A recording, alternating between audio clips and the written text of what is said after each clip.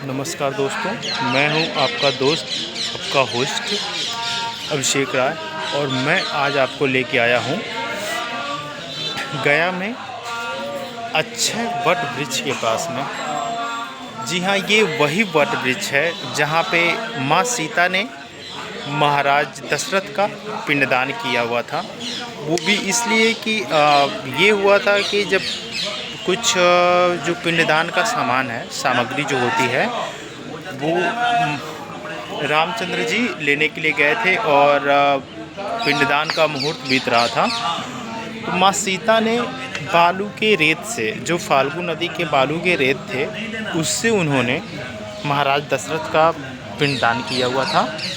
और मान्यता ये है कि जब रामचंद्र जी आए और उन्होंने पूछा माँ सीता से कि क्या पिंडदान हो चुका है, तो उन्होंने कहा हाँ। तो उन्होंने उनसे सबूत मांगा, यानी कि साक्षी मांगा कि किसने देखा है कि आपने पिंडदान कर दिया है।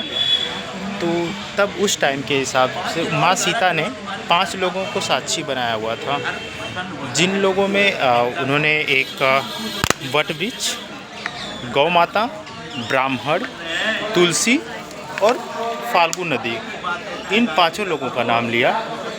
इन 5 लोगों में ये हो गया था कि इन 5 लोगों में ये हुआ था कि 4 लोग जो थे उन्होंने वो मुकर गए थे, कुछ लालच बस या अपने स्वार्थ बस। लेकिन जो ये वट वृक्ष है, इन्होंने सबूत के तौर पे बोला था, माँ सीता के बारे में उन्होंने बोला था कि इन्होंने पिंडदान किया हुआ है। और जो 4 लोग थे उनसे पूछा गया कि जब गौ माता से पूछा गया, तो गौ माता ने अपने स्वार्थ के चक्कर में कि इस बार पिंडदान होगा तो मुझे भी कुछ और मिलेगा, तो उस टाइम में उन्होंने वो मुकर गए।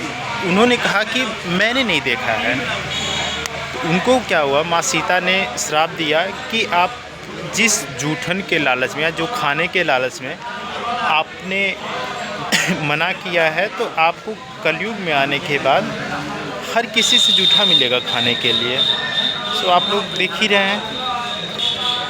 ब्राह्मण को उन्होंने श्राप दिया कि कुछ धन के लालच में या कुछ मुद्रा के लालच में आपने ये बोला यदि कि मैंने पिंडदान नहीं किया है, तो आपके पास कितना वो भी हो जाएगा, थोड़ा बहुत लालच मन में रह ही जाएगी।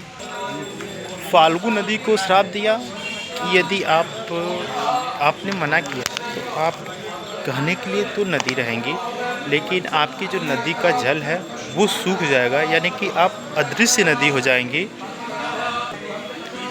और माँ तुलसी को श्राप दिया कि कलयुग के समय में आप पूजी तो ज़रूर जाएंगी, लेकिन आपके ऊपर कुत्ते बिल्ली भी टॉयलेट कर देंगे।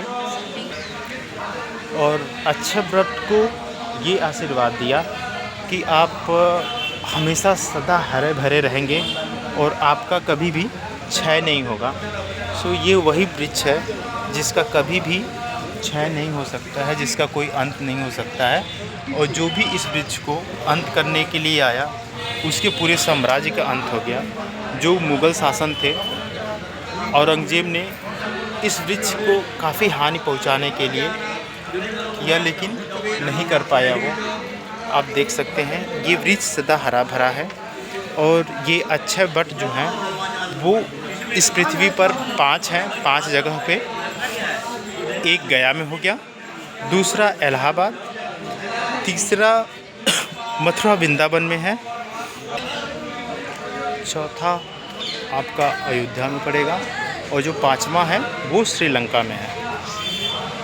ये 5 वृक्ष जो हैं ये इनका कभी क्षय नहीं होने वाला है। ये हमेशा आप देख सकते हैं, त्रेता युग से अब तक ये काफ़ी हरा भरा है और बहुत कुछ ख़त्म हो गया, लेकिन देखिए आप ये वृक्ष हमेशा ये हरे भरे पड़े हुए हैं।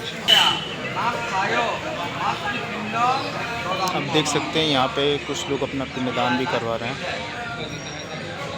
यहाँ पे ऐसा लास्ट ये बोला जाता है कि सबसे लास्ट पिंडदान यहीं पे होता है, गया का। तो देख रहे हैं कुछ लोग करवा भी रहे हैं।